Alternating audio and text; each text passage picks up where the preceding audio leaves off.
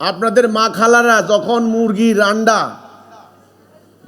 যখন বাচ্চা ফোটানোর টাইম হয়, ওই টাইমে আন্ডাগুলাকে মুরগির নিচে বসানোর জন্য কিভাবে বসে, এভাবে ছুঁড়ে ফেলে নাকি দেখছেন কোনো দিন? খুব যত্ন করে বসিয়ে দেয়, কারণ জানে সামান্য নাড়াচাড়া হলে কিন্তু আর নতুন জীবন বের হবে না। একটা একটা কথা হৃদয়ের মধ্যে বসাই দিবেন। আমি বলার চেষ্টা করব, আল্লাহ আপনাদেরকে বসাবেন। 1 নাম্বার, যারা সিনসিয়ারলি, আন্তরিকতার সাথে, খলুসিয়াত মুখলিসিয়াতের সাথে এই তাওহীদে এসেছেন, যদি আপনারা মৃত্যু পর্যন্ত ওই তাওহীদে অটল থাকেন, এই সিরাতুল মুস্তাকিমে থাকেন, তাহলে আল্লাহ রাসূলের পক্ষ থেকে জেনে রাখেন আপনারা জান্নাতি, আপনারা মুমিন, আপনাদের সমস্ত গুনাহ আল্লাহ মাফ করে দিয়েছেন। এটা আমার কথা না, রাসূলের কথা, আল্লাহর কথা। ঈমান অতীতের সমস্ত গুনাহ মাফ করে দেয়। আজ আপনি ঈমান আনছেন। 2 নাম্বার, আজকে আপনি আমার হাতে বায়াত নিয়েছেন। আমি আপনার ইমাম হিসেবে আমার আদেশ পালন করা আপনার উপরে ফরজ, দিন প্রতিষ্ঠার ক্ষেত্রে। এই 2টা কথা মনে রাখতে হবে। 3 নাম্বার, পুরো হিজবুত তাওহীদ আমরা এক পরিবার, আমরা ভাই বোন। আমাদের মহামান্য ইমামুজ্জামান তিনি আমাদের আত্মার পিতা, আমরা ওনার আত্মার সন্তান, আমরা ভাই বোন।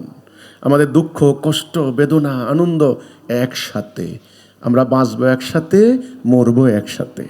যারা আমার হাতে বায়াত নিয়েছেন, আপনাদের প্রতি আমার প্রথম নির্দেশনা, প্রচলিত কোনো রাজনৈতিক কর্মকাণ্ডে সম্পৃক্ত হতে পারবেন না।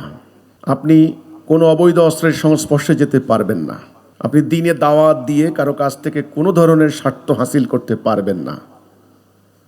দ্বীনের দাওয়াত দিবেন নিঃস্বার্থভাবে, শুধু আল্লাহর জন্য।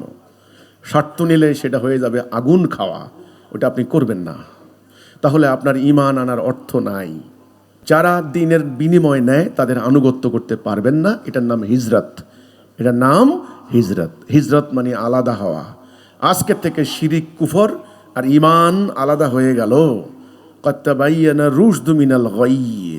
আজকে সত্য পথ ভ্রান্ত পথ থেকে আলাদা হয়ে গেল। যারা ঈমান আনলো, আল্লাহ তাদের ওয়ালি, অভিভাবক। আল্লাহ তাদেরকে অন্ধকার থেকে আলোর দিকে নিয়ে যান। আর যারা কুফরি করলো, তাগুত তাদের অভিভাবক, তাদেরকে তারা আলো থেকে অন্ধকারের দিকে নিয়ে যায়, তাদেরকে জাহান্নাম নিয়ে যাবে। আজকে থেকে আপনি হেদায়েতের দিকে আসলেন, আপনার ডাইরেকশন ঠিক হয়ে গেল। হারাম উপায়ে রোজগারের যত রাস্তা আছে সেখানে যেতে পারবেন না, অর্থাৎ হারাম উপায়ে রোজগার করা চলবে না। হালালান তাইয়্যিবা, চেষ্টা করবেন হালাল উপায়ে রোজগার করা। এই 5টা নীতি। আমরা যখন একটা আন্দোলন, একটা জাতি, আমাদের সংকট আসবে, সমস্যা আসবে, বিপদ আসবে, আমরা একসাথে মোকাবেলা করব। 1 নাম্বার, কোনো হিজবুত তাওহীদ যেন খাদ্যের অভাবে মারা না যায়, এটা মনে রাখতে হবে। আপনি না পারেন আমাকে জানাবেন। 2 নাম্বার, কোনো হিজবুত তাওহীদ যেন বিনা চিকিৎসায় মারা না যায়। কোনো হিজবুত তাওহীদ যেন বস্ত্রের অভাবে কষ্ট না পায়। কোনো হিজবুত তাওহীদ যেন শেল্টার থেকে বঞ্চিত না হয়। এই বুনিয়াদি বিষয়গুলি আপনাদের মনে রাখতে হবে। আপনি বিচ্ছিন্ন নন, আপনি এখন একটা কানেক্টেড হয়ে গেছেন আমার সাথে, দ্বীনের সাথে, আল্লাহর সাথে। আপনার একজন আমির থাকবে, আমিরের আনুগত্য করা আপনার জন্য বাধ্যতামূলক। আমিরের আনুগত্য না করলে আপনি কর্মসূচি থেকে আউট। আমাদের একটা লক্ষ্য আছে, লক্ষ্যটা হলো দ্বীন কায়েম। আর দ্বীন কায়েম করতে হলে আমিরের আনুগত্য করতে হবে।